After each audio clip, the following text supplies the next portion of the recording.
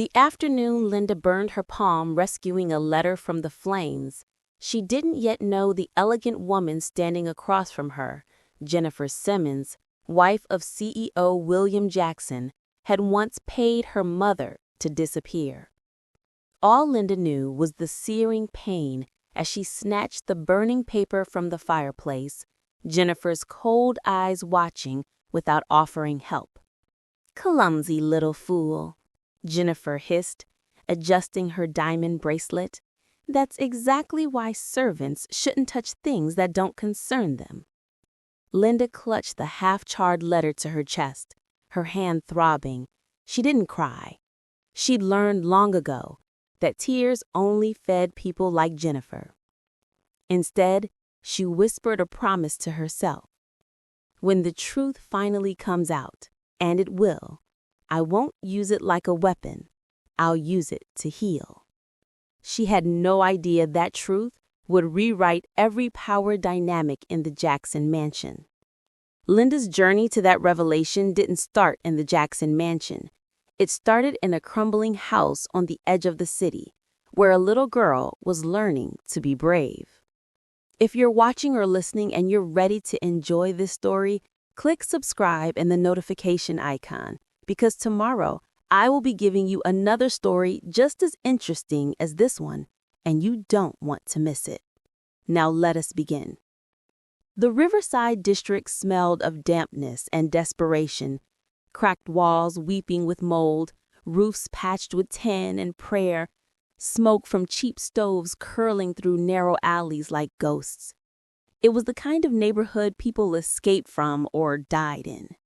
Linda Randolph, at 20 years old, was still trying to figure out which fate would claim her.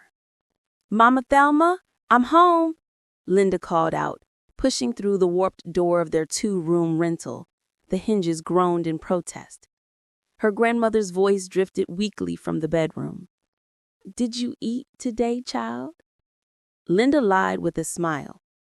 "Yes, ma'am, a good meal at lunch." The truth sat heavy in her empty stomach. She'd worked since dawn, scrubbing floors at Murphy's laundromat, polishing display cases at the market, then rushing to the municipal building to clean offices before the evening shift ended. The $20 she'd earned was already mentally divided. 12 for Mama Thelma's blood pressure medication, 5 for rice and beans, 3 for the electric bill they couldn't afford to ignore another month.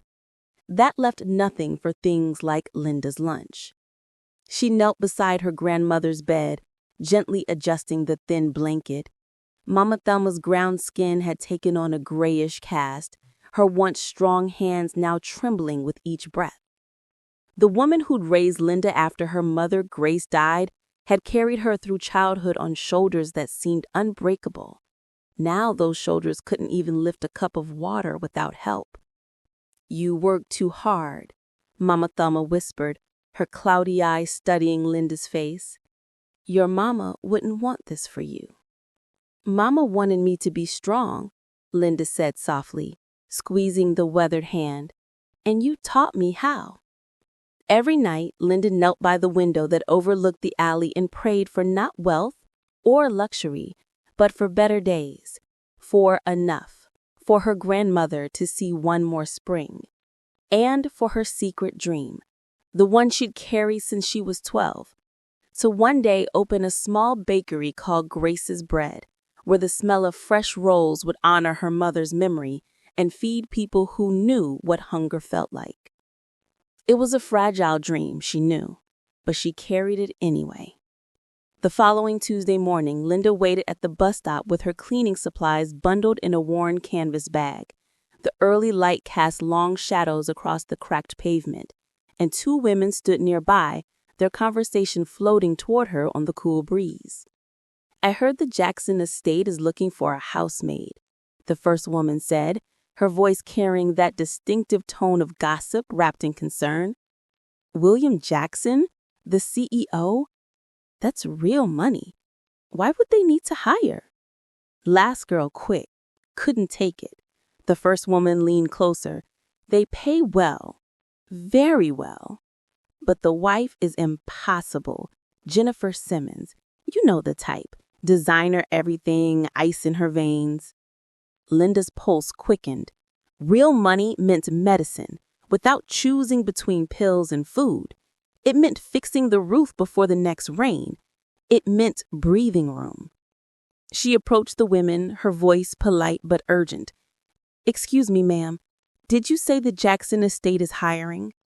The first woman looked her up and down, taking in Linda's threadbare coat and worn shoes. Her expression softened. "Through Morrison's agency on 5th Street. But honey, I think twice. That house isn't kind to—" She paused delicately. "Girls like you."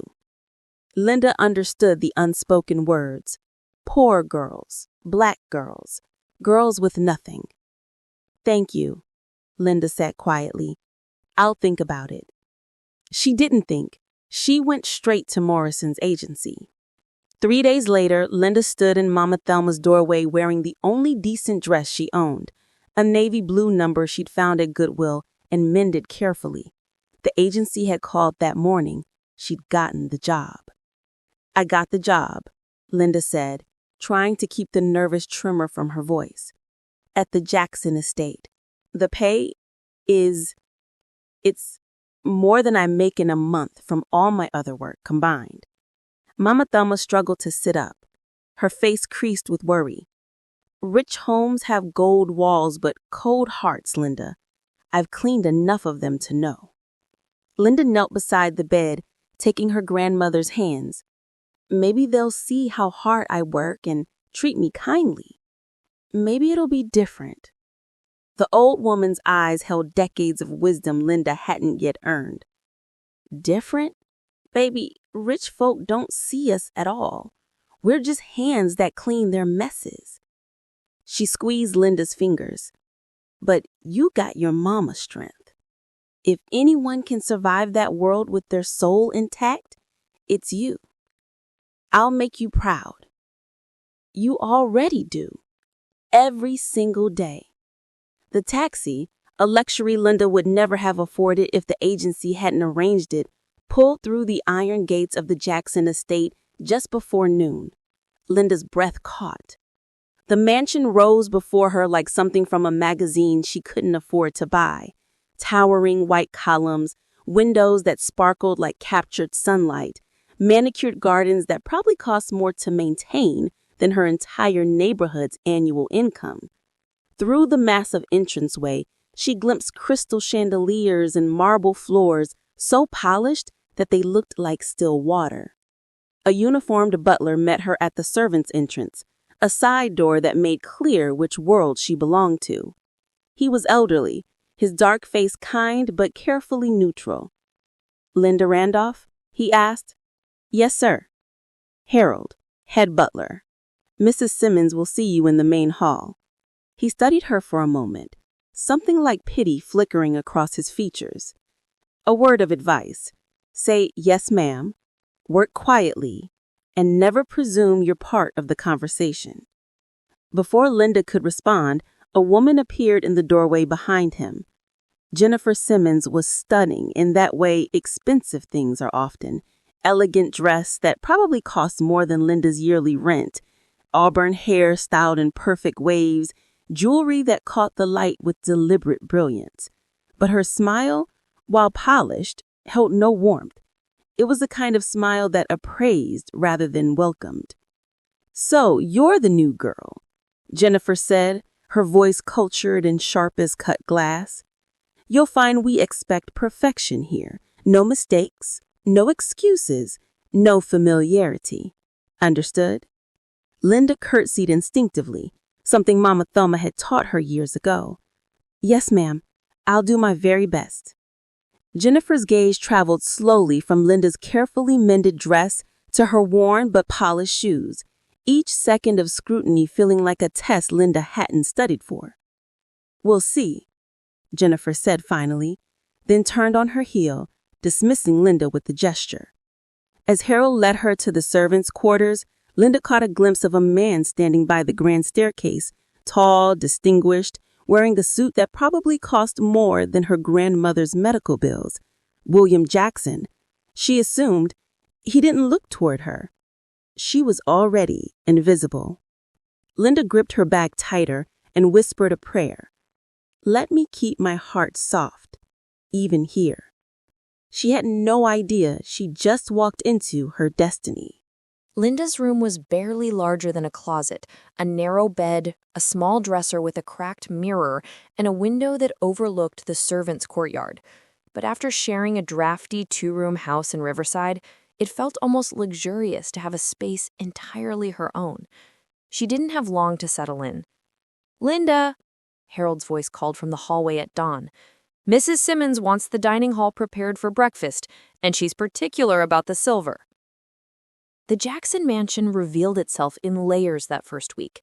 Marble floors stretched like frozen rivers through corridors lined with oil paintings of stern-faced ancestors.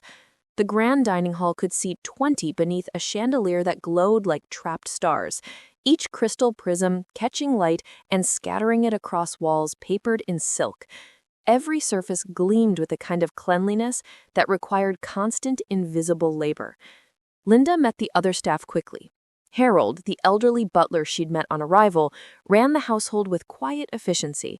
His kindness was real but carefully rationed, as if he'd learned long ago that emotional displays were dangerous in this house.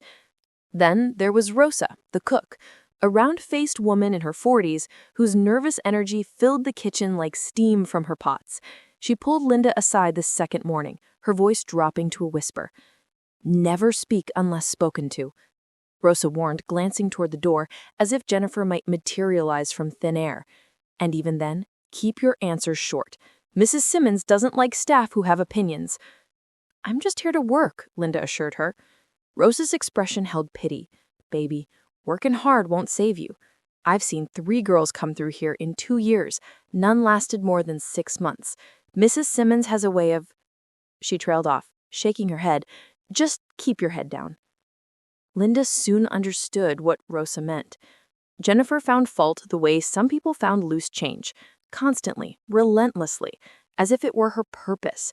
A fingerprint on the silverware, dust on a vase Linda had cleaned an hour earlier, curtains that weren't hanging with perfect symmetry. Each discovered imperfection came with public correction delivered in that cultured, cutting voice. "Linda, are you incapable of following simple instructions?" Jennifer would ask in front of other staff, her tone suggesting the answer was obvious. "No, ma'am, I apologize." "Apologies don't erase incompetence." Linda bit her tongue and worked harder. She polished silver until her reflection gleamed back at her. She scrubbed floors on her knees until her back ached. She memorized Jennifer's preferences. Water at room temperature, never cold, fresh flowers changed daily, silence unless explicitly addressed. Nothing was ever enough. William Jackson, by contrast, barely registered Linda's existence. She'd see him occasionally, leaving for work in expensive suits, taking phone calls in his study, sitting at the head of the dining table with the distracted air of a man whose mind was always elsewhere. He was handsome in that refined, untouchable way of powerful men, but his eyes held something Linda couldn't quite name. Emptiness, maybe, or guilt wearing a businessman's mask. He never looked at her directly. She might as well have been furniture. The dinner party happened on Linda's 10th day. Jennifer had invited 12 guests, colleagues from William's company and their wives, all dressed in clothes that cost more than Linda would earn in a year. The dining hall sparkled, every surface perfect, every detail calibrated for impression. Linda served alongside Harold, moving silently between guests with wine and hors d'oeuvres. Her hands were steady, her movements careful. She'd done this before at the catering jobs she'd worked in Riverside. Then a guest, a hefty man with whiskey on his breath, gestured wildly while telling a story. His elbow caught the wine glass Linda was setting down. Red wine arced through the air in what felt like slow motion, splashing across Jennifer's cream-colored designer dress. The room fell silent. Jennifer stood slowly, looking down at the stains spreading across silk. When she lifted her eyes to Linda, her fury was cold and controlled, which somehow made it more terrifying than if she'd screamed. "You clumsy little fool! Do you have any idea what this dress costs?" "Ma'am, I'm so sorry, but the gentleman—" The slap came so fast, Linda didn't see it coming. Jennifer's palm connected with her cheek with a crack that seemed to echo off the high ceilings. Her head snapped to the side, her face burning with more than just physical pain. "Don't you dare make excuses. You are here to serve, not to speak. You clearly can't even manage that." The guests looked away, some embarrassed, some complicit in their silence, all unwilling to contradict the hostess. The man who'd actually knocked the glass steadied his plate with sudden fascination. Linda stood perfectly still, her cheek throbbing, her eyes burning with tears she refused to shed. Not here, not in front of these people who would only see weakness. "Clean this up," Jennifer commanded, "and don't let me see your face for the rest of the evening." "Yes, ma'am," Linda whispered. She retrieved cleaning supplies with hands that trembled only slightly. As she scrubbed the wine-stained floor on her knees, she felt Harold's presence nearby, a silent solidarity that somehow made it bearable. Later, after the guests had left and the dining hall was restored to perfection, Harold found her in the kitchen. He said nothing, just handed her a bag of frozen peas for her swelling cheek. "You didn't cry," he observed quietly. "Would it have helped?" "No, but most do anyway." His weathered face held something like respect. "You've got steel in you, girl. You're going to need it." That night, Linda knelt in her tiny room, her face still aching, her heart heavier than her body. The window was cracked open, letting in the cool night air and the distant sound of crickets from the garden. She pressed her palms together and whispered into the darkness. "I'll prove my worth, even if it breaks me. Mama's counting on me. I can survive this. I can." But even as she said the words, doubt crept in. How long could she endure this before something inside her shattered? How many slaps, how many humiliations, how much invisibility could one person withstand? 2 nights later, rain pounded against the mansion like an accusation. Linda was finishing her evening duties when she heard a cry from the garden. Through the window, she saw old Marcus, the groundskeeper, lying on the wet stone path, clutching his leg. He'd slipped on the rain-slicked steps. She didn't think, she just ran. The rain soaked through her uniform immediately as she knelt beside him. "Mr. Marcus, can you stand?" "My ankle," he groaned. "I think it's twisted bad." Linda helped him to his feet, letting him lean his weight against her as they made their slow, painful way toward the servants' entrance. Rain blurred her vision, plastered her hair to her face, but she held firm until Harold appeared to help. What she didn't see was the figure watching from the second-floor study window. William Jackson stood with a glass of whiskey in his hand, his eyes following the young housemaid as she struggled through the storm to help an old man who'd worked for him for 20 years. Something in the scene struck him, her immediate compassion, her lack of hesitation, the way she bore Marcus's weight without complaint. For the first time since she'd arrived, William really saw her, and for reasons he couldn't yet name, his cold, distant gaze softened. The study was William Jackson's sanctuary, a room Linda had been specifically instructed to clean only when he was away at the office. Dark wood paneling absorbed the morning light, and floor-to-ceiling bookshelves held leather-bound volumes that looked more decorative than read. His desk was a massive oak thing, its surface meticulously organized. Papers in neat stacks, pens arranged by size, a laptop closed like a sleeping sentinel. Linda worked methodically, dusting each shelf with careful precision. Jennifer had already criticized her twice this week. She couldn't afford another incident. She was polishing the desk when she noticed it, the bottom drawer slightly ajar, as if it hadn't been fully closed. Linda hesitated. She wasn't supposed to open drawers, only dust around them.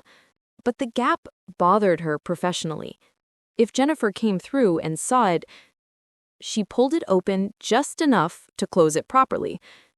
That's when she saw the photograph. It was tucked beneath a stack of old business magazines, face down, as if someone had hidden it quickly and never returned. Linda's hand moved before her mind could stop it. lifting the photo into the light. A young woman smiled back at her, radiant, beautiful, holding a pair of tiny baby shoes against her chest. She wore a simple yellow sundress, and her hair was pulled back in a style that suggested the photo was at least 20 years old. But it was her face that made Linda's breath catch. She looked like Linda, or rather, Linda looked like her. The same deep brown eyes, the same high cheekbones and gentle smile. The uncanny resemblance was enough to be unsettling. With trembling fingers, Linda turned the photograph over. Faded handwriting, elegant and looping. To William, forever yours, Grace. The room tilted. Grace. Her mother's name was Grace Randolph. But that was impossible. Her mother had been a bakery assistant who died when Linda was 8. Mama Thelma had never mentioned any connection to wealthy people, to CEOs, to this. Linda's heart hammered against her ribs. The baby shoes in the photograph, were they meant for a child? Her mother had been pregnant when this was taken. Was Linda that child? No, that couldn't be right. Mama Thelma had raised her. Her mother had never mentioned anyone named William, never talked about a past that included marble mansions and... Linda? She jumped, nearly dropping the photograph. Harold stood in the doorway, his expression unreadable. The drawer was open. I didn't mean to. The words tumbled out in a guilty rush. But Harold's eyes had locked onto the photograph in her hands. His weathered face went very still, a flash of something, recognition, fear, crossing his features before he masked it. "Where did you see that name?" he asked quietly, moving into the room and closing the door behind him. "Grace?" Linda's voice came out as barely a whisper. "That was my mother's name, Grace Randolph." Harold's jaw tightened. For a long moment, he said nothing, his gaze moving between Linda's face and the photograph as if calculating something. "Put it back," he said finally, "exactly where you found it." "But, Linda," his tone was gentle but firm, "be careful with what you find in this house. Some secrets are buried for reasons. Was my mother here? Did she know Mr. Jackson?" The questions burst out desperately. Harold's expression was pained. "I can't. This isn't my story to tell." He glanced toward the door nervously. "But if you're smart, you'll leave that photograph where it belongs and never mention it again, for your own safety." "Safety? What does that—" "Some people in this house don't like their past examined." Harold's meaning was clear without him saying Jennifer's name. "Please, child, trust me on this." Linda carefully returned the photograph to its hiding place beneath the magazines, but her hands wouldn't stop shaking. She finished cleaning the study in a daze, her mind spinning with impossible questions. She didn't notice Jennifer watching from the hallway, but Jennifer Simmons noticed everything. She'd been noticing William's distraction for days now, the way he stared out the study window as if seeing ghosts, his long silences during dinner, how he'd grown distant even by his usual standards. And now here was the new housemaid, emerging from his study with flushed cheeks and trembling hands. Jennifer's suspicions crystallized into certainty. That evening, as Linda was turning down the beds in the guest wing, Jennifer appeared in the doorway with the silent suddenness of a predator. "Linda," she said, her voice deceptively calm. "A word." Linda straightened immediately. "Yes, ma'am?" Jennifer closed the distance between them with deliberate steps, her designer heels clicking against the hardwood. She studied Linda's face with cold calculation. "I've been watching you, the way you linger in certain rooms, how you've caught my husband's attention. Ma'am, I don't think your face can fool him," Jennifer interrupted, her voice dropping to something venomous. "Yes, you're pretty in that unfortunate way, but you're still just the help. You're here to clean, not to be noticed, not to be looked at, not to exist beyond your function. Linda's cheeks still ached from the slap at the dinner party. She kept her eyes lowered, her voice steady. "I'm only here to work, Mrs. Simmons. I promise you that. Your promises mean nothing. But let me make myself clear. If I catch you trying to manipulate my husband, if I see you batting your eyes or playing the victim, I will destroy you. Your job, your reputation, your sick grandmother's medical care, all of it. Do you understand?" The threat about Mama Thelma landed like a physical blow. How did Jennifer even know about her grandmother? "I understand, ma'am," Linda whispered. "Good. Now get back to work, and stay out of rooms you don't belong in." She left in a cloud of perfume and barely contained rage. That night, Linda sat on her narrow bed with the door locked, her whole body trembling. She'd memorized the photograph. During those few precious seconds, every detail of her mother's face, the yellow sundress, those tiny baby shoes. "To William, forever yours, Grace." The words echoed in her mind like a haunting. "Mama," she whispered into the darkness of her little room, "who were you to him? Why didn't you tell me? Why did you keep this secret?" The photograph was still in that drawer, hidden beneath magazines, buried like something shameful. But the questions it raised wouldn't be buried. They burned in Linda's chest, demanding answers. Her mother had known William, known him well enough for forever yours, and loved him, clearly. And those baby shoes. Linda pressed her hands against her face, trying to make sense of impossible pieces. What if William Jackson was more than just her employer? What if he was... No, she couldn't even finish the thought. It was too enormous, too terrifying, too completely impossible. But as she lay down that night, sleep eluding her, Linda knew one thing with absolute certainty. Nothing in this house was what it seemed, and the truth, whatever it was, had something to do with why Jennifer Simmons looked at her with such particular hatred. The stranger in the portrait wasn't a stranger at all. She was the key to everything. Linda lasted 3 days before she broke. 3 days of cleaning rooms while questions burned holes in her concentration. 3 days of catching glimpses of William in hallways and wondering if she was looking at a stranger or something else entirely. 3 days of Jennifer's suspicious glares, each one a reminder that curiosity in this house was dangerous. On the third night, alone in her room after another exhausting shift, the weight of it all finally crushed through her careful composure. She sat on the edge of her narrow bed, and the tears came, silent at first, then building into quiet sobs she muffled against her pillow. She was crying for her mother, who'd kept impossible secrets, for Mama Thelma, who might have lied to protect her, for herself, trapped in a mansion that felt more like a labyrinth with every passing day. She didn't hear the soft knock until it came a second time. "Linda?" Harold's voice, gentle and concerned. "May I come in?" She wiped her face quickly, uselessly. "Yes, sir." The old butler entered, closing the door behind him with careful quiet. He looked at her tear-stained face and sighed deeply, the sound carrying decades of weariness. "I knew this would happen," he said, settling himself onto the small wooden chair near her dresser. "I knew the moment I saw that photograph in your hands, I knew." Linda's breath caught.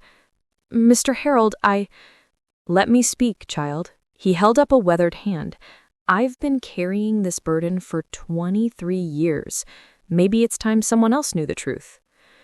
The room fell silent except for the distant ticking of a clock somewhere in the depths of the mansion. "I worked for William Jackson before he was William Jackson, the CEO, back when he was just a young man learning his father's business, full of ambition, but not yet hardened by it. This was before the mansion, before the empire, before Jennifer Simmons." Linda leaned forward, hardly daring to breathe. There was a bakery in town, modest little place called Sunrise Breads. William used to stop there every morning for coffee and rolls. That's where he met her. Harold's expression softened. Grace Randolph, the baker's assistant, pretty young woman with the kindest smile you ever saw, reminded me of sunshine, the way she lit up a room. Linda's heart hammered against her ribs. My mother. Your mother, Harold confirmed quietly. William fell for her hard and fast. Started coming to that bakery twice a day, then 3 times. They'd walk in the park after her shifts, talking for hours. I'd never seen him so happy, so human. What happened? Linda whispered. Harold's face darkened. Jennifer's family happened.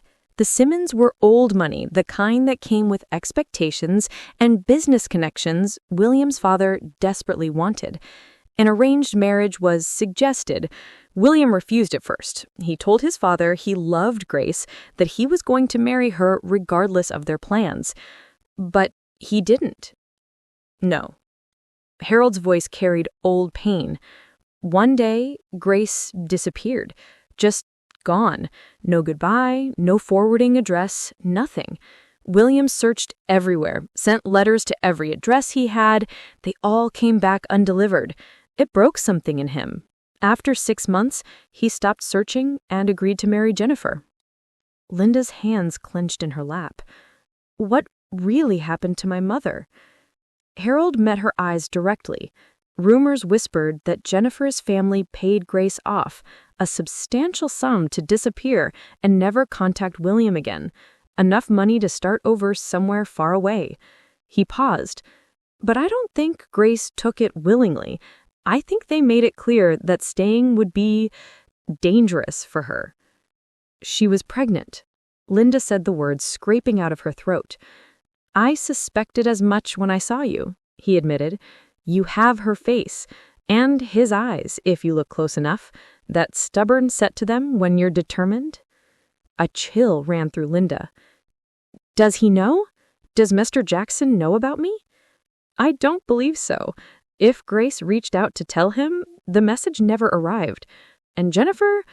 Harold's expression hardened. Jennifer has ways of making sure inconvenient truths stay buried. I've seen her destroy people's reputations, their livelihoods, their futures, all to protect the image she's built. She's not just cruel, Linda. She's calculating. You're saying she's dangerous. I'm saying you need to be very, very careful. Don't dig deeper. Don't confront William. Don't give Jennifer any reason to see you as a threat. Work quietly, save your money, and leave this house as soon as you can. Some secrets are better left alone. But even as he said it, they both knew it was too late for that. After Harold left, Linda couldn't sleep. Her mind spun with revelations that rewrote her entire history. Her mother hadn't just been a bakery assistant, she'd been William Jackson's love. And Linda herself wasn't just a housemaid. She was living proof of a past someone had paid dearly to erase. At midnight, struck by sudden memory, Linda pulled out the small cardboard box she'd brought from home, the one containing her mother's few possessions. Mama Thelma had given it to her before she'd left for the Jackson estate. Your mama's things. Maybe they'll bring you comfort. She'd only glanced through it once years ago, a few photographs, a pressed flower, a recipe card in her mother's handwriting. But now she searched more carefully, her fingers trembling as she lifted each item. At the bottom, tucked inside an old envelope addressed to Mama Thelma, she found it. Another envelope, yellowed with age, sealed but never sent. The address written in her mother's careful script, William Jackson, Jackson & Associates, 1247 Riverside Boulevard. Linda's hands shook as she held it up to the dim light. Her mother had written to him, had tried to reach him. This letter had been sitting in a box for 20 years, a message that never made it to its destination. She wanted to tear it open, to read her mother's words, to understand what Grace Randolph had wanted William Jackson to know. But something stopped her. This letter wasn't hers to read first. It belonged to the man sleeping somewhere in this vast mansion, the man who didn't know he had a daughter. Linda moved to her small window and pushed it open, letting the cool night air wash over her flushed face. The mansion grounds spread below, manicured lawns, fountain lights, the gentle glow from the grand house's windows, making it everything look like a fairy tale. But fairy tales were lies, weren't they? Pretty stories that hid ugly truths. She stared at those glowing windows and thought of William Jackson in his study, surrounded by his success and his secrets. Did he ever think about Grace Randolph? Did he wonder what happened to the woman he loved enough to defy his family for, at least for a while? "You forgot her, didn't you, Mr. Jackson?" she whispered into the darkness, her fingers tightening around the unsent letter. The words were a vow, dangerous and irrevocable. Linda Randolph had come to this house as a maid seeking survival, but she would stay to reclaim something far more precious, her mother's truth, and maybe, in the process, discover who she was meant to be, even if it destroyed everything. The shift in William's behavior was subtle, but Jennifer Simmons had spent 15 years reading her husband's moods. She noticed everything. The way he paused in doorways when Linda was working nearby, how he'd started asking Harold questions about the new housemaid, her background, her family, whether she seemed content. Last week, he'd even complimented Linda's manners at breakfast, a casual comment that Jennifer had filed away like evidence. "The new girl is quite polite," William had remarked, buttering his toast. "Well raised." Jennifer had smiled tightly. "She's adequate, for now." But adequate staff didn't occupy a husband's thoughts. Jennifer knew the signs of William's attention. She'd once been the recipient of it, back when his interest could be bought with her family's connections and her carefully crafted elegance. That attention had cooled years ago, settling into polite distance and separate bedrooms. She'd made peace with that. A loveless marriage was the price of maintaining her position, her lifestyle, her control. But she would not tolerate being replaced, especially not by some poor girl from the slums who looked at William with those wide, innocent eyes. 3 weeks after Linda's arrival, Jennifer made her move. "Linda, a word. In the parlor. Now." The command came as Linda was polishing the banister, her usual morning task. Jennifer stood at the bottom of the grand staircase, in a cream silk blouse and tailored pants. Her expression unreadable, but her posture radiating controlled fury. Linda's stomach dropped. "Yes, ma'am?" The grand parlor was Jennifer's domain, decorated in whites and golds, filled with expensive art and furniture that looked beautiful but felt unwelcoming. Jennifer closed the double doors with deliberate precision, the click of the latch sounding ominous in the sudden quiet. "Do you think I'm stupid?" Jennifer asked, turning to face Linda with glacial calm. "Ma'am?" "Do you think I haven't noticed? The way you position yourself where my husband can see you. Your little acts of kindness designed to make yourself seem virtuous. Your pathetic attempts to catch his eye. Mrs. Simmons, I promise you, don't lie to me." Jennifer's composure shattered. She crossed the room in 3 sharp steps, getting close enough that Linda could smell her expensive perfume mixed with rage. "You're trying to seduce him, playing the innocent victim, the sweet poor girl who works so hard. You think I don't see through it?" Linda's heart raced, but she kept her voice steady. "I'm not trying to seduce anyone. I'm just trying to do my job and help my grandmother." "Your grandmother," Jennifer laughed bitterly. "Yes, the sick grandmother's story. Very compelling, very sympathetic." She moved to her designer handbag on the side table, pulling something out. She held up the photograph, the one from William's study. Linda's mother, smiling, holding baby shoes. Linda's blood turned to ice. "How did you—" "I have this entire house watched. Did you really think you could snook through my husband's private things without me knowing? That you could steal his possessions? I didn't steal anything. I found it while cleaning and you kept it." Jennifer's smile was venomous. "And along with this." She produced the letter, the sealed envelope addressed to William Jackson in Grace Randall's handwriting, the one Linda had hidden in her room, under her mattress, thinking it was safe. Jennifer had searched her quarters, violated her only private space. "That's my mother's letter," Linda said, whispered. "Your mother?" Jennifer studied the envelope with theatrical interest. "Grace Randall. Yes, I remember her. A bakery girl who didn't know her place, who thought she could climb above her station by spreading her legs for a man with money." The words were designed to wound, and they did. Linda's hands clenched into fists. "She loved him," Linda said quietly, "and he loved her." "Love," Jennifer spat the word like poison. "Love is what poor people call their delusions. I gave William stability, power, a proper partnership. Your mother gave him nothing but distraction and inconvenience. You paid her to leave," Linda accused. The Truth Herald had shared suddenly finding voice. "You made her disappear."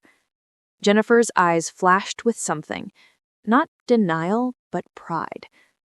"I protected what was mine. I protected William's future, and I'd do it again." She walked deliberately to the marble fireplace, its flames crackling cheerfully despite the darkness unfolding in the room. She held the letter and photograph over the fire. "These belong to the past, where they should stay." She dropped them into the flames. "No!" Linda lunged forward without thinking. Her hand plunged into the fire, fingers closing around the letter as flames licked at her skin. Pain exploded through her palm, searing, consuming, but she held on, yanking the burning paper free even as the photograph curled and blackened into ash. She stumbled backward, clutching the half-burned letter to her chest, her right hand screaming in agony. The smell of burned skin filled her nostrils. Jennifer watched with cold satisfaction. Clumsy girl. That's what happens when you reach for things that don't belong to you. Linda couldn't speak. Tears streamed down her face from pain, from rage, from the loss of her mother's photograph, now reduced to cinders. But she held the letter tight, protected against her body. "Get out of my sight," Jennifer commanded. "And if you ever mention this conversation, I'll have you arrested for theft. Do you understand?" Linda nodded, not trusting her voice, and fled. She made it to the servants' quarters before collapsing against the wall, finally allowing herself to sob. Her burned hand throbbed with every heartbeat, the skin already blistering. Harold found her there, minutes later. He took one look at her hand and his weathered face went pale. "Sweet Jesus, child, what happened?" Between gasps, Linda told him. Harold worked in silence, gently running her hand under cool water, applying burn ointment from the first aid kit, and wrapping it in clean gauze. His movements were practiced, careful, but his jaw was clenched with barely contained anger. "Jennifer did this," he said quietly. It wasn't a question. "She burned the photograph," Linda whispered. "My mother's face. Gone, like she was never real." Harold finished bandaging her hand, then placed both of his weathered hands over hers, gentle, despite her injury. "Listen to me, Linda. The truth has a way of finding the light, even through fire. Your mother was real. Her love was real. And no amount of burning can erase that." His eyes held fierce conviction. "You saved that letter for a reason. Maybe it's time the truth came out."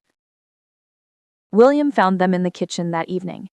He'd been looking for Harold to discuss some household matter when he noticed Linda sitting at the servants' table, her hand wrapped in heavy bandages, her face drawn with pain she was clearly trying to hide. "What happened?" he asked, his usual distance replaced by immediate concern. Harold straightened. "Cooking accident, sir. Hot pan." But William's gaze moved to Linda's face. The tear tracks, the exhaustion, the way she wouldn't meet his eyes. Something didn't add up. "Is that true?" he asked Linda directly. She hesitated just long enough for him to know it wasn't, but then she nodded. Yes, sir, my fault. I was careless. William had been lied to enough in his life to recognize it, but he didn't press. Not yet. He left them, but his mind wouldn't settle. That night, unable to sleep, he returned to his study. The drawer where he'd hidden Grace's photograph was open, completely open now, not just ajar. And the photograph was gone. His heart began to race. Someone had been through his private things, and given Linda's injury, given her tears, given the timing, he searched the room methodically until he found it, a small piece of charred paper that had drifted under his desk, part of an envelope, the edges blackened, but the handwriting was still visible on one corner. Jackson 1247 Rivers. Grace's handwriting. His hands trembled as he realized what had happened. Someone had found Grace's photograph and a letter. Someone had tried to destroy them. Jennifer. He moved through the mansion like a ghost, checking rooms until he found her private parlor. The fireplace was cold now, but the ashes remained. He knelt and sifted through them, finding the burned remains of photograph paper, a corner of metal, part of the frame. And beneath it all, miraculously, part of a letter that had survived the flames. He pulled it out carefully, his heart pounding. The paper was brown and brittle, whole sections burned away, but enough remained. William, if you're reading this, then she found you. Couldn't let you go without knowing. Pregnant when I left. They told me you didn't want, but I never believed. Our daughter. I hope she knows I loved you. Always. Grace. The words swam before his eyes. Pregnant, daughter, our daughter. William didn't sleep that night. He sat in his study until dawn, the burnt letter laid out on his desk like evidence at a trial, reading and rereading the fragmented words until they were burned into his memory more permanently than the fire had tried to erase them. Our daughter. The phrase echoed in his mind with the weight of 23 years of absence. 23 years of not knowing, of believing Grace had simply left him, chosen money over their love. 23 years of living half a life while his daughter, grew up somewhere unknown, unloved by the father who'd never even known she existed. And now she was here, in his house, scrubbing his floors, being slapped by his wife? The realization made him physically ill, but he needed to be certain. The resemblance was striking, yes, and Grace's letter seemed clear despite its damaged state, but he'd built an empire on facts, not feelings. He needed proof that couldn't be disputed. By morning, William had made his decision. "Harold," William called the butler into his study that afternoon, "I need you to arrange something for me." Discreetly. Harold's expression remained neutral, but William saw the wariness in his eyes. The old butler knew something. William was certain of it now. "Of course, sir. What do you need?" "I want all household staff to undergo routine health screenings. Tell them it's a new company policy. Insurance requirements. Have Dr. Morrison come by this week." Harold's jaw tightened, almost imperceptibly. "All staff, sir?" "All staff." William held his gaze. "Including Linda Randolph." The name hung between them, heavy with unspoken meaning. Harold looked at William for a long moment, and something passed between them. An understanding, perhaps, or a confession without words. "I'll arrange it, sir," Harold said quietly. "Though may I ask—" "You may not." William's voice was firm, but not unkind. "Not yet." After Harold left, William made a private call to Dr. Morrison, a physician who'd served the Jackson family for decades and understood the value of discretion. "I need a DNA test," William said without preamble, "for myself and one of the household staff. No one can know the real purpose. Frame it as part of the health screening." There was a pause on the other end. William, are you sure? I've never been more sure of anything in my life. 3 days later, Dr. Morrison arrived with his medical kit and clipboard. The staff lined up in the servants' hall. Routine blood work, blood pressure checks, basic health assessment. Nothing unusual, nothing threatening. Linda went last, her bandaged hand still healing from the burn. She rolled up her sleeve nervously as the doctor prepared the needle. Just a routine check, Dr. Morrison assured her with a kind smile. You're doing fine. Healthy young woman. The needle pinched, blood filled the vial, dark red, ordinary, carrying secrets written in genetic code. All done, the doctor said, pressing a cotton ball to her arm. You'll get your results in about a week. Linda nodded, unaware that her blood was being sent to a private lab with instructions to run a paternity test against a sample taken from William Jackson under the guise of his own routine screening, unaware that her entire life was about to change. Jennifer knew something was wrong. William had grown even more distant, his distraction evolving into something sharper, focused, deliberate. He watched Linda when he thought no one was looking. He'd questioned Jennifer about the girl's burned hand with an intensity that set off alarm bells. And then there was Harold. The old butler had always been William's loyal servant, but lately Jennifer caught him whispering with Linda, watching over her with protective concern. He knew something.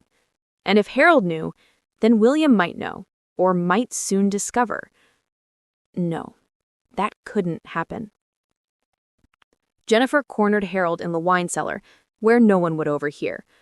I know you've been talking to her, Jennifer said without preamble, filling her head with stories about the past. Harold continued organizing bottles, not looking at her. I don't know what you mean, ma'am. Don't play innocent with me. Jennifer's voice dropped to something dangerous. I'm offering you a choice, Harold. A generous retirement package, double your pension, and a glowing reference. All you have to do is leave, quietly, this week. Harold finally looked at her, his weathered face impassive. And if I refuse? Then I'll make sure everyone knows about your grandson. Jennifer's smile was cruel. The one who's on probation for theft. One phone call from me to the right people, and he'll be back in prison. A single parole violation is all it would take. Harold set down the wine bottle carefully, his hands trembling with suppressed rage. When he spoke, his voice was steady. I've worked for this family for 40 years. I've kept secrets that would destroy reputations. I've been loyal even when loyalty was not deserved. But I won't be threatened, and I won't abandon that girl when she needs someone who tells her the truth. Then you're a fool, Jennifer hissed. And your grandson?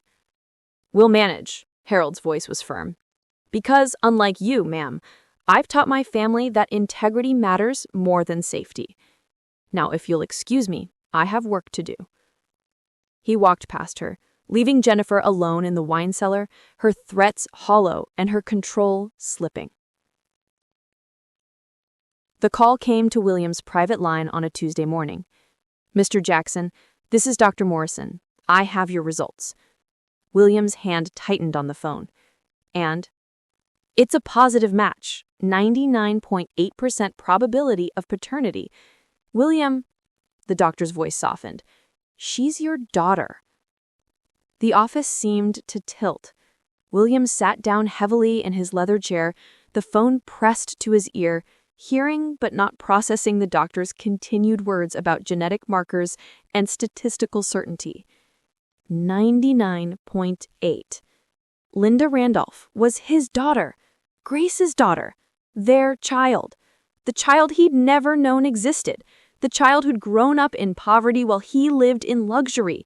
The child who'd been scrubbing his floors, being slapped by his wife, burning her hands to save a letter he should have received 23 years ago. Thank you, doctor, William managed. Please keep this confidential.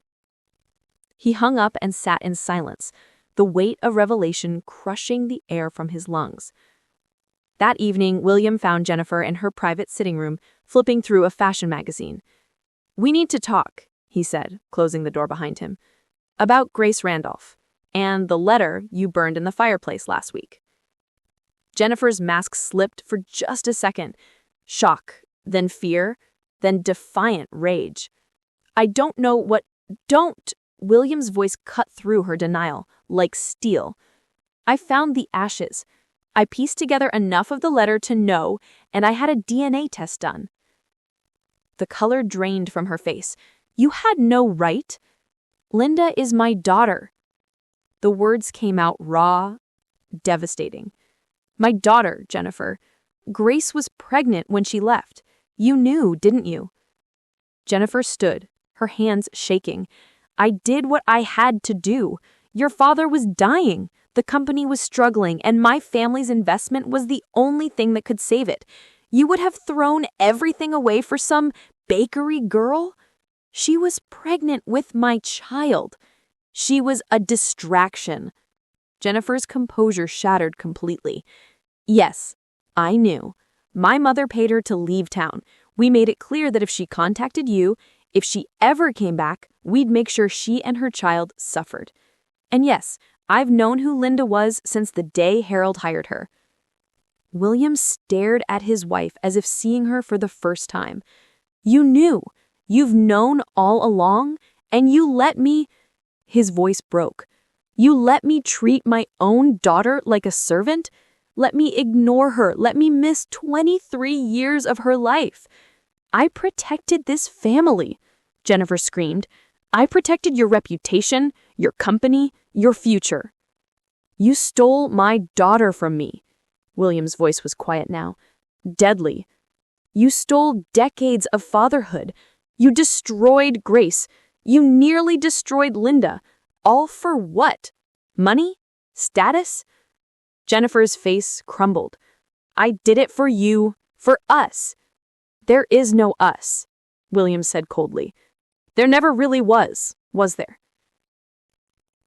He left her standing there, her carefully constructed world crumbling around her. Late that night, William sat alone in his study, the photograph of Grace, or what remained of it, resting on his desk, beside the burnt letter. In his other hand, the DNA test results, with their clinical certainty. Probability of paternity, 99.8. I had a daughter all along, he whispered to Grace's image, his voice breaking. And I let her scrub floors under my roof. I let Jennifer slap her. I didn't protect her. I didn't even see her. Outside his window, the mansion grounds stretched into darkness. Somewhere in the servants' quarters, Linda was sleeping, unaware that her world was about to change, unaware that she had a father who'd finally found her. Linda was polishing the silverware in the dining hall when Jennifer found her. It had been 2 days since the DNA test, though Linda still didn't know what it meant. 2 days of William watching her with an expression she couldn't decipher, something between grief and wonder. 2 days of Jennifer's mounting paranoia manifesting in clipped orders and suspicious glares. The storm had been building. Now it was here. You, Jennifer said from the doorway, her voice sharp enough to cut glass. Come with me. Now. Linda set down the polishing cloth, her burned hand still tender beneath fresh bandages. She followed Jennifer to the grand parlor, the same room where she'd rescued her mother's letter from the flames. The irony wasn't lost on her. Jennifer closed the doors and whirled around, her composure completely gone. Her hair was slightly disheveled, her makeup not quite perfect. For the first time, she looked genuinely afraid.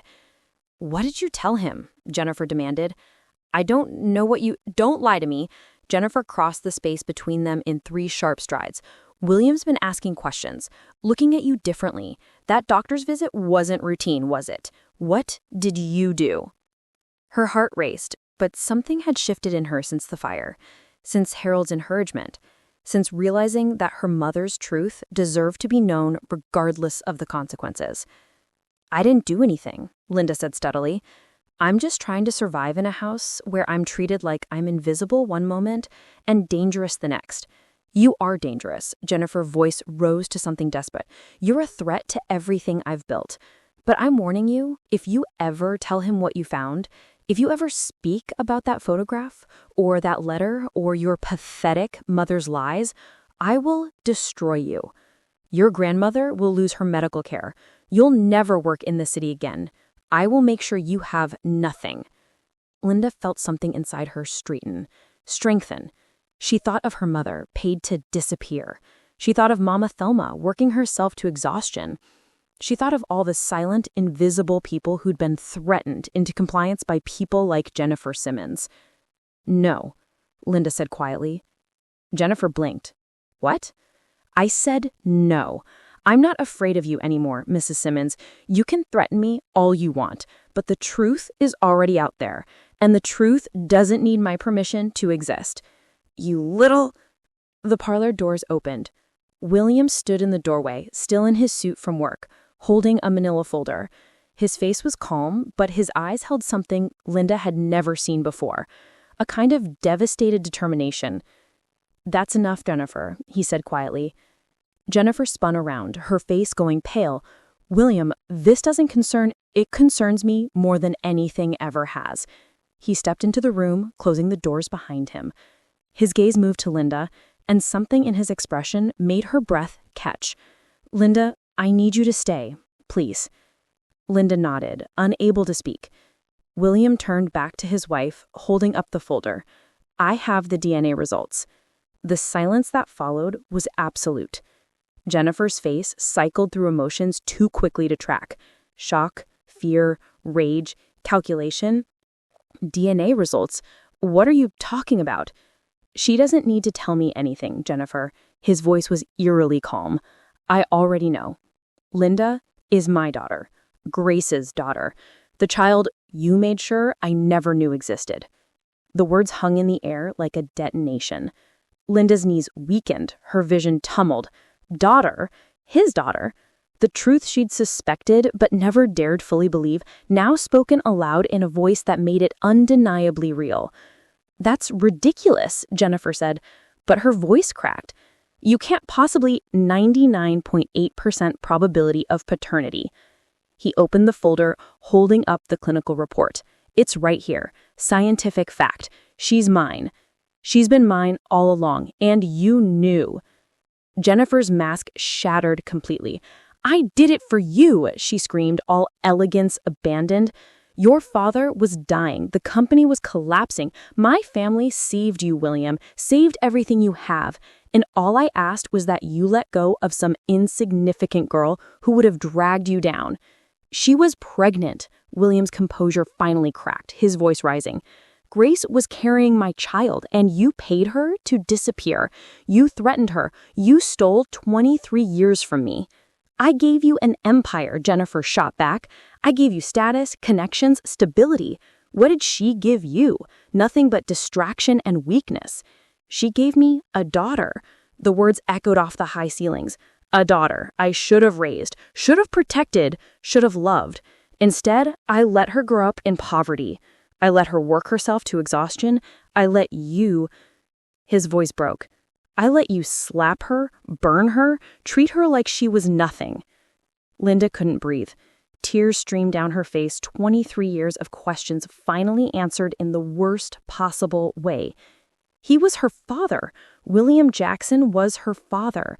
And he hadn't known, hadn't abandoned her intentionally, had been deceived just like her mother had been. "You're my—" She tried to speak but couldn't finish. William turned to her, his own eyes wet. "I'm so sorry, Linda. I'm so sorry. I didn't know.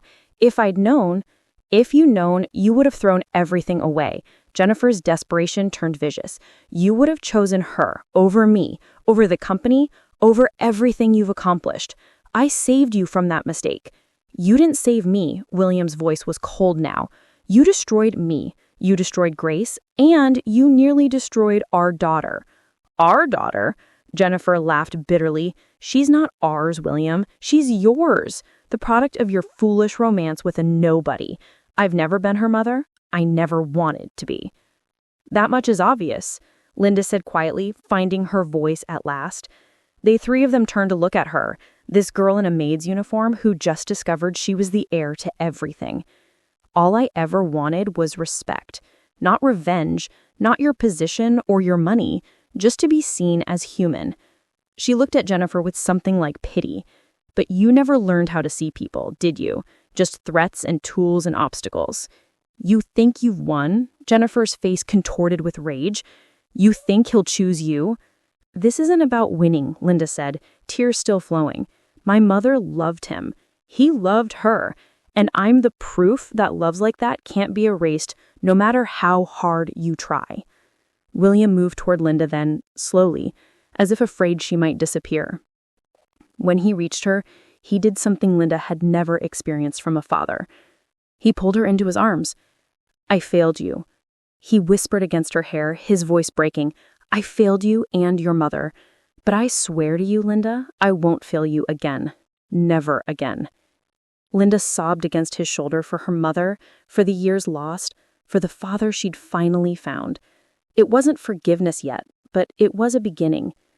Behind them, Jennifer watched her world collapse. Get out, William said without turning around, still holding his daughter. Pack your things and leave this house tonight. You can't. I can, and I am. Now he looked at her, his face hard. Your lawyers will receive divorce papers tomorrow. You'll get what the prenuptial agreement specifies, nothing more. Your reign here is over, Jennifer. This is my house too, Jennifer's voice climbed toward hysteria. I've been your wife for 15 years. You've been my warden for 15 years. Now you're nothing. Harold will escort you out. As if summoned, Harold appeared in the doorway, his weathered face solemn. Ma'am, I've had your car brought around. Jennifer looked between them, her husband holding the daughter she'd tried to erase, the butler who'd refused her bribes, the life she'd fought so hard to control now slipping away like water. You'll regret this, all of you. The only thing I regret, William said, turning around, is not finding out the truth 23 years ago. Jennifer Simmons left the Jackson mansion that night with 3 suitcases and the ruins of her carefully constructed lies. The door closed behind her with a finality that echoed through marble halls where she had once ruled with cruelty disguised as elegance. In the parlor, a father held his daughter for the first time. And somewhere, Grace Randolph's spirit finally rested. The truth had found the light, even through fire. The morning William Jackson called a press conference, the business world assumed it was about quarterly earnings or a new merger. Nobody expected the truth that would rewrite the narrative of one of the city's most powerful families. Linda stood backstage in the conference hall, wearing a simple navy dress that Harold had helped her choose. Elegant, but not ostentatious. Appropriate for a woman about to step into the spotlight she'd never asked for. Her hands trembled slightly, the burn scar on her palm a reminder of how close the truth had come to being destroyed forever. You don't have to do this, William said quietly beside her. In the 3 days since Jennifer's departure, father and daughter had spoken carefully, learning each other in small increments. 23 years couldn't be bridged in hours, but they were trying. Yes, I do, Linda replied, her voice steadier than she felt. My mother deserves to have her story told. She shouldn't stay invisible anymore. William's jaw tightened with emotion. Grace would be so proud of you. Through the curtain, Linda could see the assembled reporters, dozens of them, cameras ready, notepads open, hungry for whatever news Jackson and Associates had to share. She recognized some faces from the society pages, journalists who'd covered William's achievements and Jennifer's charity galas. None of them were prepared for this. William squeezed her hand once, then stepped through the curtain into the camera lights. Thank you all for coming, he began, his voice carrying the authority of a man who'd commanded boardrooms for decades. I've called you here today to make an announcement of a deeply personal nature. The room quieted, pens poised. 23 years ago, I was in love with a woman named Grace Randolph. Circumstances beyond our control separated us, and I believed she'd chosen to leave. I didn't know. He voice caught slightly. I didn't know she was pregnant with my child. A murmur rippled through the crowd. Cameras flashed. Recently, through a series of events I won't detail out of respect for privacy, I discovered that my daughter has been alive all these years. She grew up without knowing who her father was, raised by her grandmother in circumstances that were, he paused, pain evident, far from what I would have provided had I known of her existence. He gestured toward the curtain.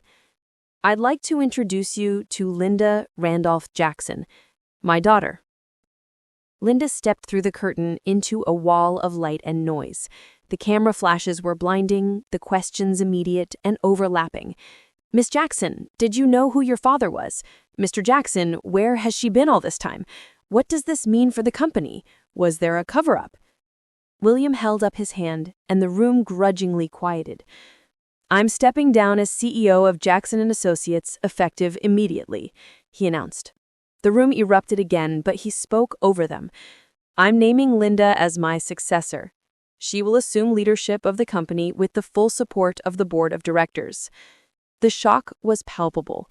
Linda felt it like a physical force. The disbelief, the judgment, the instant skepticism from a room full of people who saw only a poor girl in a modest dress, not someone capable of running $1 million corporation.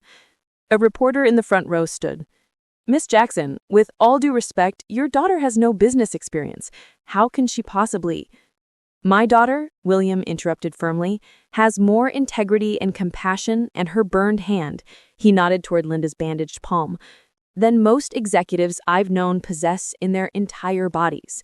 She understands what it means to struggle, to fight for survival, to treat every dollar as precious because you know what hunger feels like. Those aren't weaknesses. They're exactly what this company needs. Linda stepped forward, her voice quiet but clear. I didn't ask for this. I didn't come to this family seeking anything except honest work to help my grandmother. But I've seen what power without compassion looks like. I've lived it. If I'm going to have this position, I'm going to use it to make sure no one else has to scrub floors while their potential goes unnoticed. That's not a business strategy. That's a promise. The questions continued for another 20 minutes, but Linda felt something shift. Not acceptance, not yet, but at least acknowledgement that she existed, that her story mattered. The corporate world reacted exactly as expected, with scandal, speculation, and schadenfreude. By evening, every news outlet had picked up the story. Secret daughter inherits empire, read one headline. From maid to mogul, the Linda Jackson story, proclaimed another. Social media exploded with opinions, some sympathetic, many skeptical, all fascinated. Jennifer Simmons watched from a hotel suite downtown, her designer luggage still unpacked, her phone ringing constantly with calls she didn't answer. Her social circle, the women who'd lunched at her table, attended her galas, envied her position, had gone silent. Text messages went unanswered. Invitations were quietly rescinded. One former friend did respond, briefly. We always knew you were cold, Jennifer, but this, using that poor girl as your maid while knowing she was William's daughter, that's beyond cruel. Don't contact me again. Jennifer threw her phone across the room, watching it shatter against the wall. Everything she'd fought to build, every connection she'd cultivated, every carefully maintained appearance, gone, destroyed by a truth she'd tried to burn. At the mansion, Harold found Linda standing in the grand hallway where she'd once polished banisters as an invisible servant. Now she stood there as her heir, looking overwhelmed and exhausted. Quite a day, Miss Linda, Harold said gently. She turned to him with tired eyes. I don't know if I can do this. Run a company. I barely graduated high school. Harold smiled, his weathered face kind. Grace's kindness lives in you. I saw it the first day you arrived, when you helped Marcus in the rain without being asked. Your mother had that same heart, saw need, and moved toward it, never away. He placed a gentle hand on her shoulder. You won't run this company like William did, all numbers and strategy. You'll run it like Grace would have, with compassion. That's what it needs. Linda's eyes filled with tears. I miss her, and I never even knew him. How do I grieve for both at once? One day at a time, Harold said simply, the same way you survived everything else. Within 3 weeks, Linda began transforming Jackson and Associates from the inside out. Her first act was establishing the Grace Randolph Scholarship Fund, full college tuition for young women from low-income families with a focus on those caring for sick relatives. The second was implementing employee housing assistance, ensuring no one working for the company would struggle to afford rent. The third was partnering with domestic worker advocacy groups to ensure fair wages and protections across their contracted services. The board of directors initially resisted. Linda sat through their objections calmly, then responded with something they hadn't expected: detailed financial projections showing how investing in employees created loyalty, reduced turnover costs, and ultimately increased productivity. You can measure compassion in dollars if that's what it takes, but I'm measuring it in lives changed. We're doing this. They approved her proposals. The mansion itself transformed. Linda kept her small room in what had been the servants' quarters, refusing William's offers of a grand bedroom. Instead, she converted the extra bedrooms into transitional housing for women escaping domestic violence. The kitchen, once Rose's domain of nervous cooking, became a training center for culinary students from low-income neighborhoods. The same halls where Linda had once scrubbed floors now echoed with the voices of women being given second chances. One evening, 3 months after the press conference, Linda stood in the garden where she'd once helped Marcus in the rain. The fountain lights glowed softly, and the mansion rose behind her, no longer a prison of gold and ice, but something being slowly redeemed. Harold joined her quietly. They'd grown more comfortable with each other, though the gap of 23 years still ached between them. "Your mother would be so proud," he said softly. "Everything you're doing, it's exactly who she was." Linda touched the scar on her palm, forever marked by her fight to save Grace's letter. "I hope so. I hope, wherever she is, she knows the truth came out, that she wasn't erased." "She knows." "And Linda," he hesitated, "I know I can never make up for the years I missed, but I'm grateful for every day I get now." Linda looked at her father, this man who'd been a stranger, then an employee, now something she was still learning to name. "We'll figure it out," she said simply, "one day at a time." As the chandelier lights glowed through the mansion windows, Linda Randolph Jackson stood in the garden and made a silent promise to her mother. "I'll use this power differently. I'll remember where I came from, and I'll make sure your love wasn't wasted." The girl who had once carried hope through poverty now carried it through power, and that made all the difference. 6 months after the press conference, Linda Randolph Jackson woke before dawn, a habit from her days of catching the first bus into town, now repurposed for something gentler. She dressed quietly in jeans and a simple sweater, slipping through the mansion's grand halls while the household still slept. The garden waited for her, as it did every morning, its paths damp with dew and its silence broken only by birdsong. This was her time, her sanctuary. Linda walked slowly through the rosebeds William's groundskeepers maintained, past the fountain where water caught the first hints of sunrise, to the bench beneath the old oak tree. She'd placed a small memorial there, a bronze plaque engraved simply, "Grace Randolph, beloved mother, your love was never forgotten." "Good morning, Mama," Linda whispered, settling onto the bench. "The scholarship fund approved 15 new recipients yesterday. Girls like me, girls you were." She smiled softly. "One of them wants to open a bakery. I made sure she got extra funding for culinary classes." The wind stirred the leaves above her, and Linda chose to believe it was her mother's response. "Mama Thelma's doing better too. The new medication is working.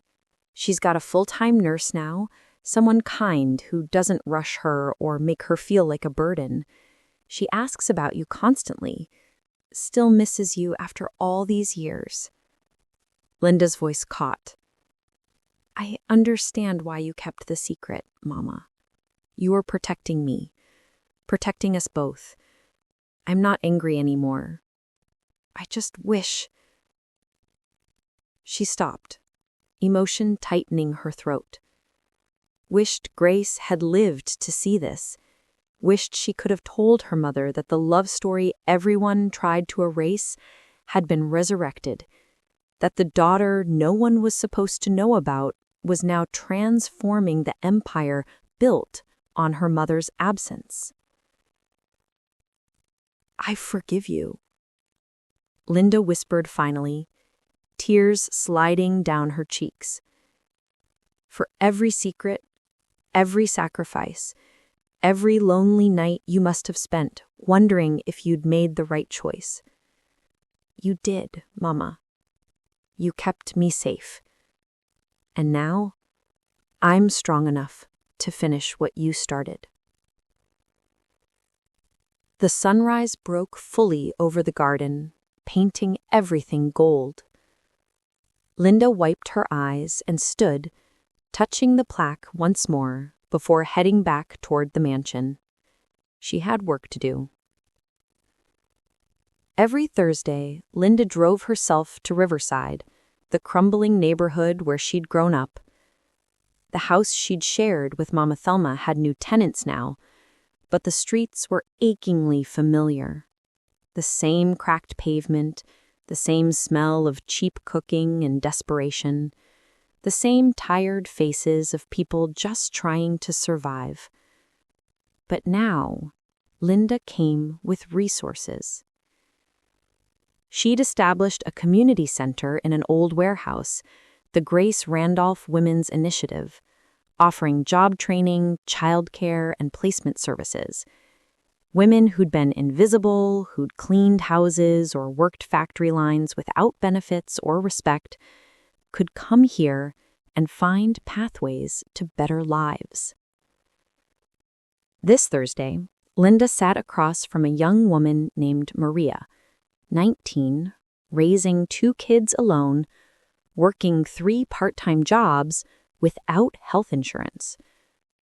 I saw your story on TV, Maria said shyly, about how you were a maid and now you run that big company. I didn't know if it was real. It's real, Linda assured her, and so is this. She slid a folder across the table. We have an opening in our corporate offices, administrative assistant position with full benefits, childcare vouchers, and tuition reimbursement if you want to take college classes at night. Maria's hands trembled as she opened the folder. I don't have experience with... Neither did I. But you're smart, you work hard, and you know what it means to fight for every dollar. That's the experience that matters. She smiled. Grace Randolph would have hired you in a heartbeat. So I am, too. Maria burst into tears. Thank you so much. She reached across and squeezed her hand. Thank me by paying it forward someday. When you're stable and strong, help the next woman who needs it. That's how we change things. After Maria left, Linda stood by the center's window, looking out at the neighborhood that had shaped her. She'd never forget this place, never let success erase the memory of what hunger felt like, what it meant to choose between medicine and food, what it cost to stay gentle when the world insisted you harden. This was her foundation. Everything else was just borrowed altitude. William Jackson had aged in the past 6 months. Not dramatically, but noticeably. The stress of revelation, divorce, and public scandal had carved new lines around his eyes. But there was something else there, too. A lightness he hadn't carried before, as if confession had unburdened him. He'd stepped back from daily operations, letting Linda lead while he focused on the Grace Randolph Foundation, the philanthropic arm she'd created to channel the family's wealth towards the communities that needed it most. He threw himself into the work with an intensity that suggested penance. They attended charity events together now, awkward at first, this father and daughter learning to exist in public as family, but gradually it became easier, comfortable even. At a gala for homeless youth services, William watched Linda speak to a room of donors with quiet authority. She didn't perform elegance the way Jennifer had, all polish and calculation. Linda's strength came from authenticity, from standing before wealthy strangers and saying, "I've been hungry. I've been invisible. I know what we're asking you to care about because I've lived it." The donations that night broke records. Afterwards, in the car heading home, William said quietly, "You're a better leader than I ever was." Linda looked at him, this man who was still a mystery in so many ways, still someone she was learning to call father without stumbling over the word. "You built something worth inheriting," she replied. "I'm just changing what it stands for." "No," William shook his head. "You're making it mean something. There's a difference." One evening, in late autumn, Linda found herself standing by the window in the servants' hallway, the same narrow window where she'd once knelt in her maid's uniform, crying silently after Jennifer's cruelties, wondering how much more she could endure. She'd been on her way to her office when something drew her there. Memory, perhaps, or the need to mark how far she had traveled. The window overlooked the garden, now dressed in fall colors. Beyond it, the fountain lights glowed softly in the gathering dusk. It looked like a painting, beautiful, serene, completely unlike the view she'd seen through tears and despair. "I thought I might find you here." Linda turned to see William approaching, moving carefully with the cane he'd recently started using. He joined her at the window, both of them looking out at the transformed grounds. "I used to cry here," Linda said softly. "After Jennifer would humiliate me, after days when I felt invisible, worthless, I'd kneel right here and wonder if I'd survive it." William's face creased with pain. "I'm sorry, Linda, for every tear, every moment I didn't see you." "I know." And she did. His remorse was genuine, carried in every interaction, every gentle gesture, every time he looked at her with eyes that said, "I'm trying to make up for decades in dates." "You've turned my shame into grace," William said quietly. "Everything you've done, the scholarships, the housing, the community centers, you've taken the wealth built on your mother's suffering and transformed it into healing.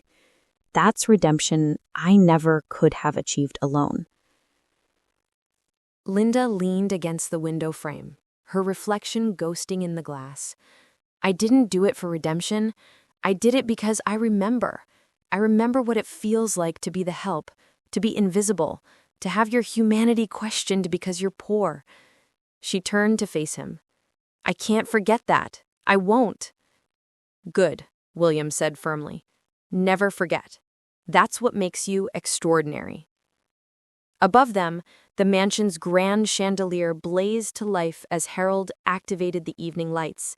Its crystal prisms scattered light through the hallways, transforming everything it touched into something luminous. She looked up at it, this chandelier that had once seemed like trapped stars in a cold prison, now glowing like hope made visible. "She came as a servant. Harold's voice said softly from behind them. They turned to find the old butler standing in the hallway, his weathered face gentle with emotion, but left as a daughter. Linda crossed to him, embracing him as she did her father now, without hesitation. "You're retiring next month. What will I do without you?" "You'll do exactly what you've been doing, leading with Grace's heart and your own strength. That's all anyone needs." He stepped back, looking between Linda and William, and in her rise, every injustice she endured found its redemption. The three of them stood together in the hallway, servant, father, and daughter united by truth finally told, by secrets finally exposed, by justice finally achieved. The chandelier glowed above them like dawn breaking inside the house. Outside, the garden waited for Linda's morning visit. The scholarship applications piled on her desk upstairs. The women at the Riverside Center counted on her advocacy. Mama Thelma waited for her Sunday visits. The company needed her leadership. Her mother's memory deserved her loyalty. And Linda was ready for all of it. She was no longer the invisible girl scrubbing floors. She was Grace Randolph's daughter, and William Jackson's. She was proof that love couldn't be erased by money or threats or fire. She was the answer to every prayer her mother had whispered in darkness. She was Linda Randolph Jackson, and she was finally completely home. Thank you for watching this story to the end. If you enjoyed this story, like, share, and comment. If the story changed how you see and will use power, don't forget to click the notification icon. It's more intriguing than you can ever imagine. Thanks for your support. Eva out. The end.